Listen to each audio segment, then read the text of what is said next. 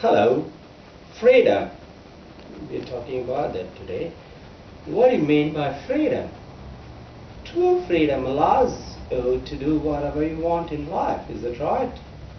A world consisting only of free individuals will be a truly free world. What's preventing us from being always free? One reason is our mind and the bonds created around us by that mind. Mind is born out of our perception of what is good and what's bad.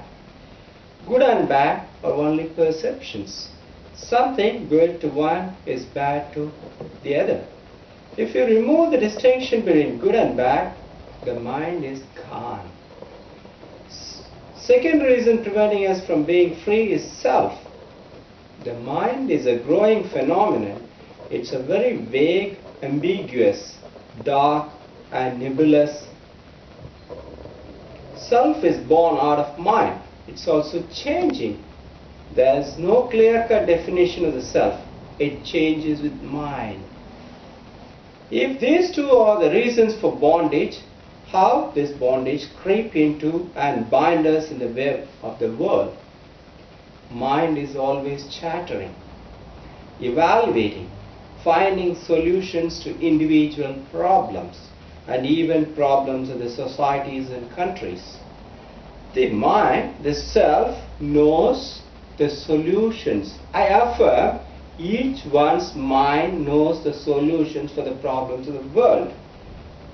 But if you can act immediately with freedom, all the problems can be solved very, very quickly. But why you cannot act? Man is not perfect. He is born as a process. This is the evolution. He is born on the way as a pilgrim. This is agony as well as ecstasy. Agony because he cannot rest. He has to go ahead. He has to seek and search and explore so as to become his way. It is ecstasy because the journey is enjoyable. But to enjoy the journey, he has to have a free mind and self. Freedom has two aspects. First, freedom from, and second, freedom for. Many people attain only the first kind, that is freedom from. Freedom from parents, freedom from the church, freedom from the temples, mosques, free from organizations, free from jobs, free from this and that, free from all kinds of man-made prisons. But what they don't know, for what? For what? Therefore, the first kind of freedom is negative freedom. If you know only freedom from, you have not known real freedom. You have known only the negative subject, negative aspect of the freedom. Someone who knows both kind of freedoms, that's freedom from and freedom to, they know the path. The positive freedom has to be known by the self. It may be freedom to create, freedom to be, freedom to express, to sing a song, to dance a dance. That's creativity. It's creator's wish. We can divide into three successive metamorphoses of the spirit in man. The first, the philosophers call the camel. The second, they call the lion. The third, they call the child. Each human being has to draw upon and assimilate the cultural heritage of his society, his culture, his religion, his people. He has to assimilate all that the past makes available. He has to assimilate the past. This is what philosophers call the camel stage. The camel has the power of storing up in his body enormous amounts of food and water for his arduous journey across the desert. And it's the same for the human individual. You have to assimilate the whole past.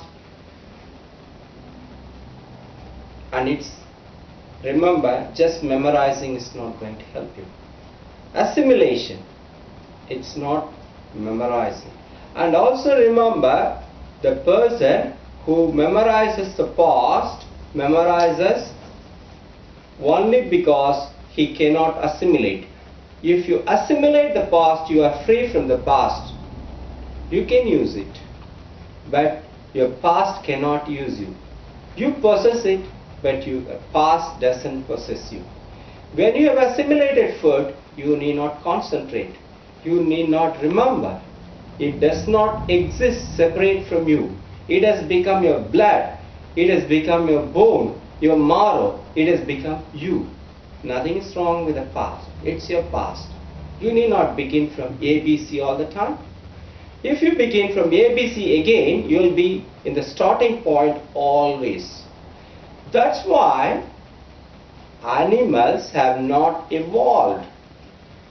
The dog is the same as it was millions of years ago. Only man is the evolving animal. From where does this evolution come?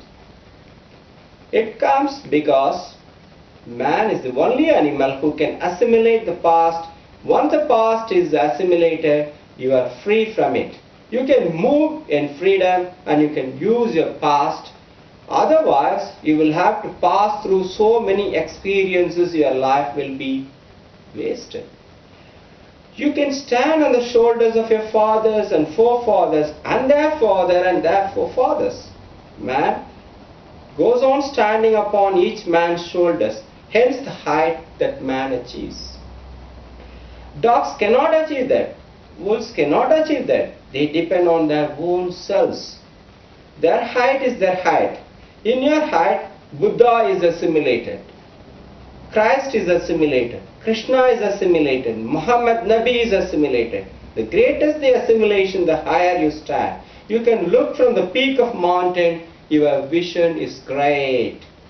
Assimilate more. There is no need to be confined by your own people. Assimilate the whole past of all people of the whole earth. Be a citizen of the planet earth. There is no need to be confined by the Christian and the Hindu and the Mohammedan. Assimilate all. The Quran is yours. The Bible is yours. So is the Vedas. Assimilate all. The more you assimilate, the higher will be the peak on which you can stand and look far away, and distant lands and distant views become yours. The philosophers call the camel stage, but don't be stuck there. One has to move. The camel is the starting point. The assimilation is the starting point. The camel can assimilate the past, but he cannot use it. In the course of his personal development, the time comes when the camel has to become the lion. The lion proceeds to tear apart the huge monster known as thou shalt not. This lion in man rose against all authority. The individual now discovers his own inner light as the ultimate source of authentic values. He becomes aware of his primary obligations to his own inner creativity, to his innermost hidden potential. That's what the modern day thinkers, gurus say, you achieve your up to your potential. A few remain stuck at the stage of the lion. They go achieving is everything. They go on roaring and become exhausted in the roaring. It is good to become a lion, but one has still to take one more jump. And the jump is to become the child. You were all thinking about the first childhood. It's a false childhood. It's like first teeth. They only look like teeth, but they are of no use. They have to fall out. Then the real teeth are born. The second childhood that we call here is called the stage of the child or the stage of the sage. From past, so free that he is not even against the past. The lion's roar came from the camel's past. When the fear of the camel is completely gone, the roaring of the lion stops, then the song of the child is born. The new life blossoms as one of knowing you can do whatever you want in this life. Knowing you are the love and truth, the Godhead. Your love spreads like light and encompasses the humankind. You are not only achiever but the bearer of the light for the humanity. To take out the camel in you, to go from lion to child, you need to connect to the consciousness, whatever name you are calling that. The total of inner lights in human beings. Meditation is of utmost help in all those stages. We talk about that in the next episode. Please post your comments and questions to understand your needs. Thank you for that.